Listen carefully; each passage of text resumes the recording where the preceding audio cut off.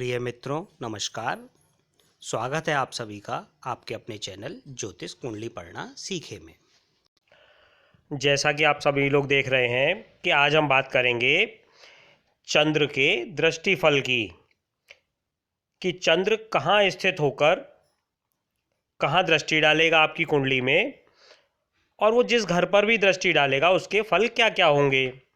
तो आप ये साइड में देख रहे हैं, नीचे पार्ट 2 लिखा हुआ है।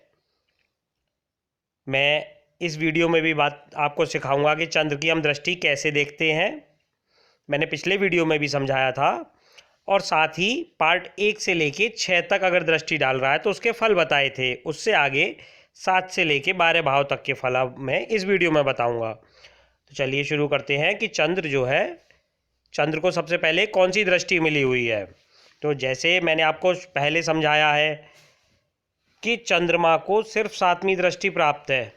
अब ये कैसे देखते हैं हम कि 7वीं दृष्टि कहाँ पड़ रही है, ये अभी आगे सिखाऊंगा मैं। लेकिन अगर आपको ये वीडियो देखने में परेशानी होती है तो आप मेरे चैनल को सब्सक्राइब करिए और पार्ट 1 से लेके 6 तक वो 6 छोटे छोटे वीडियो है वो आप देख लीजिए, जिससे आपको बेसिक समझ में आ जाए, है ना। तो अब हम शुरू करते हैं कि चंद्रमा को सिर्फ 7वीं दृष्टि, जैसे आप देख रहे हैं मैंने बताया हुआ है 7वीं दृष्टि प्राप्त है ये। तो अब चंद्र अगर पहले घर में बैठा होगा तो हम यहीं से गिनेंगे 7 घर। देखिए एंटी क्लॉकवाइज, देखिए 1 2 3 4 5 6 और 7, यानी पहले घर पर अगर चंद्रमा बैठा होगा, हमेशा पहला घर यही रहेगा, तो पहले घर पे अगर चंद्रमा बैठा होगा तो वो 7वें घर पर दृष्टि डालेगा। देखिए 7वां घर लिखा हुआ है, यहाँ पर ही दृष्टि होगी। और समझ लेते हैं कि अगर आपका यहाँ दूसरे घर में चंद्रमा बैठा है तो 8वें घर में दृष्टि डालेगा। कैसे डालेगा, फिर से गिनिए 1 2 3 4 5 6 7, ये 8वें घर पर दृष्टि डाली। अब इसके फल क्या क्या होंगे तो मैं आपको बता चुका हूं कि अगर 7वें घर में चंद्रमा बैठा होता तो पहले घर में दृष्टि होती। जैसे 7 में यहाँ बैठा होता तो 1 2 3 4 5 6 7 यहाँ पर दृष्टि डालता, है ना। तो पहले घर से लेके 6ठे घर तक अगर आपकी दृष्टि पड़ रही है तो आप पिछले वीडियो पे जाइए, उसका मैंने लिंक नीचे डिस्क्रिप्शन में दे दिया है और एंड स्क्रीन पे भी आपको मिल जाएगा। अब हम बात करेंगे कि चंद्रमा अगर लग्न में ही बैठा हुआ हो यहाँ पर और 7वें घर पर दृष्टि हो, हम आज बात करेंगे 7 से 12 तक, है ना। तो 7वें घर पर दृष्टि हो तो उसका क्या फल मिलता है। तो ऐसा जातक जिसकी चंद्र की दृष्टि 7वें घर पर पड़ रही हो, जीवन साथी का घर भी होता है, तो ऐसा जातक जो है वो स्वयं सुंदर होता है तथा जीवन साथी भी उसका सुंदर व मोहक मिलता है उसे। जातक सत्य बोलने वाला होता है तथा नौकरी की अपेक्षा वो जो है स्वतंत्र कार्य से अपनी जीविका चलाता है। धन को वो काफ़ी सोच विचार कर खर्च करता है अतः लोग उसे कृपण समझ लेते हैं। अब हम बात करेंगे कि 8वें घर पर दृष्टि हो तो, यानी चंद्रमा अगर दूसरे घर में बैठा हुआ होगा तो उसकी दृष्टि यहाँ 8वें घर पर पड़ेगी। 1 2 3 4 5 6 7, 7वीं दृष्टि आ गई 8वें घर पर, है ना। तो आपको अपनी कुंडली में ये देखना है कि अगर आपका चंद्रमा दूसरे घर में बैठा हुआ है तो 8वें घर में दृष्टि आ रही है। तो 8वें घर की दृष्टि के फल जो है, तो जातक जो है वो संपत्ति सुख अच्छा मिलता है उसे, और वस्तुओं के संग्रह का उसे शौक होता है। अब यदि उच्च का चंद्रमा हो, अब जैसे आप उच्च का नीच का नहीं समझते हैं अगर, तो फिर मैं वही कहूँगा कि पार्ट 1 से 6 देख लीजिए मेरे चैनल का। सिर्फ शुरू के वो 6 वीडियो देखने, आप सब समझने लग जाएंगे। तो हम बात कर रहे थे, यदि उच्च का चंद्रमा 8वें घर पर दृष्टि डाले तो जातक को विपुल धन देता है। वो जातक को स्त्रियों से सहयोग प्राप्त होता है, सामाजिक कार्यों से मान सम्मान मिलता है। अब यदि चंद्र जो है वो स्वय राशि में हो, यानी कि यहाँ पर 4 नंबर लिखा हुआ हो और चंद्र बैठा हुआ हो, यानी स्वय राशि में है और दृष्टि 8वें घर पर पड़ रही है, तो इसे कहते हैं हम स्वय राशि में होना, और उसकी दृष्टि हो गई 8वें घर पर। तो अगर चंद्र स्वय राशि में हो तो बुरे फल मिलते हैं। अच्छा, प्रवास में भी हानि व अपयश मिलता है। अब यदि चंद्र सूर्य के साथ हो, यहाँ पर चंद्र और सूर्य साथ में हो और दृष्टि 8वें घर पर हो, तो अगर यदि चंद्र सूर्य के साथ हो तो एक दिन भिक्षा मांगने तक की नौबत आ जाती है। अब हम बात करेंगे 9वें घर पर भाग्य भाव में दृष्टि पड़ रही हो तो, यानी आपके कर्म भाव से, यानी तीसरे घर में चंद्र बैठा हुआ है और यहीं से 1 2 3 4 5 6 7वीं दृष्टि आपकी भाग्य भाव पर आ गई। तो ऐसे में जातक शीघ्र निर्णय लेने की क्षमता होती है, जातक में जातक संघर्षशील होता है।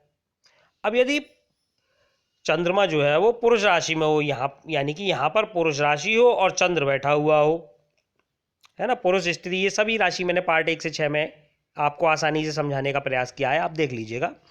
तो अगर पुरुष राशि में यहाँ पर हो तो भाई बहुत होते हैं। अगर यहाँ अग्नि तत्व की राशि हो, जैसे 5 नंबर सिंह राशि में हो और यहाँ चंद्र लिखा हुआ हो, 5 नंबर लिखा हुआ हो, तो अग्नि तत्व में हो गया। तो यदि अग्नि तत्व में राशि में अगर चंद्रमा हो और 9वें भाव पर दृष्टि आ रही है उसकी, तो भाइयों से हानि होती है और भाइयों के द्वारा अपमान भी मिलता है। ऐसा जातक अपने भुजबल से ही अपने जीविकापार्जन करता है। अब हम बात करेंगे कि यदि चौथे घर में चंद्रमा बैठा हो तो उसकी दृष्टि आएगी 10वें घर पे। ये देखिए 10वां घर और 10वें घर पे दृष्टि आएगी। 10वां घर कर्म का होता है। तो जब 10वें घर पर चंद्र की दृष्टि होती है तो जातक परोपकारी व दयालु होता है, क्योंकि चंद्र सौम्य ग्रह है। अब यहाँ जातक सभी भोगों को भोगता है, जातक को वाहन सुख मिलता है, मित्रों से सहायता मिलती है। अब यदि चंद्र चर राशि का हो तो आप, जैसे मैंने समझाया है कि चर स्थिर द्वयी स्वभाव, ये 3 प्रकार की राशियां होती हैं। तो यहाँ पर अगर चंद्र जो है वो चर राशि में हो तो जीविका के साधन या स्थान बदलना पड़ता है, यानी पहले से जो आप काम कर रहे होते हैं वो बदला जाता है या आपको स्थान बदलना पड़ता है। अब यदि अग्नि तत्व राशि में हो यहाँ पर चंद्रमा जो है वो अग्नि तत्व राशि में हो और दृष्टि डाल रहा हो 10वें घर में, तो पूर्वजों की संपत्ति को छोड़ना पड़ जाता है और माता से वैमनस्य रहता है।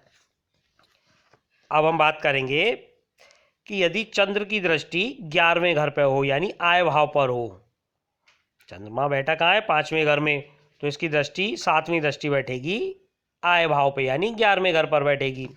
आपको अपनी कुंडली देखनी है, अगर आपका जो चंद्रमा है वो यहाँ पर बैठा है 5वें घर में बैठा है तो उसकी दृष्टि आप समझ लीजिए 11वें घर पर पड़ेगी।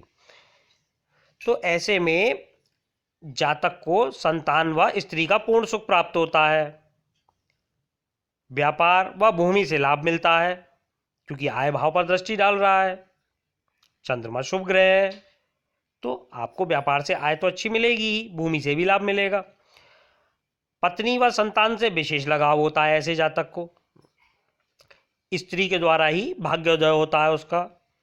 अब यदि चंद्रमा पृथ्वी तत्व राशि में हो, यानी यहाँ पृथ्वी तत्व राशि हो और चंद्रमा बैठा हुआ हो और उसकी दृष्टि यहाँ 11वें घर पर हो,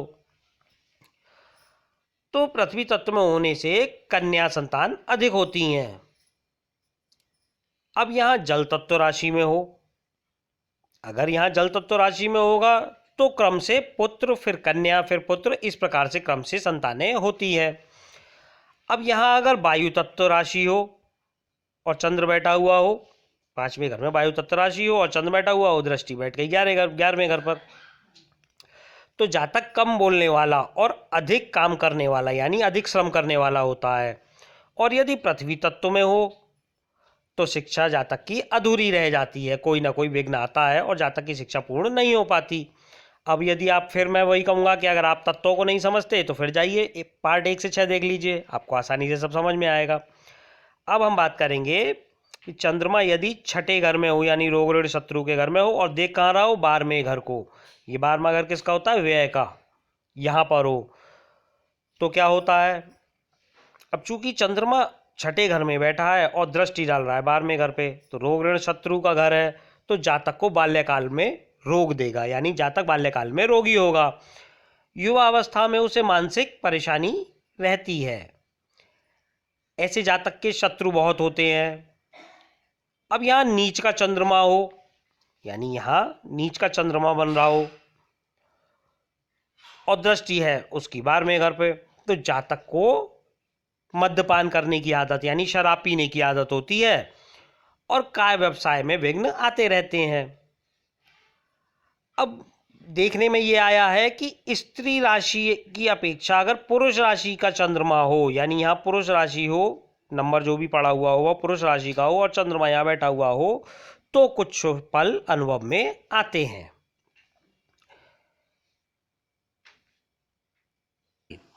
प्रिय मित्रों, आज इतना ही। धन्यवाद।